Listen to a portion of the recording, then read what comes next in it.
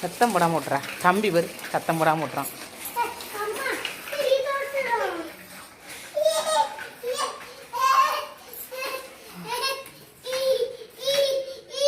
சரி சரி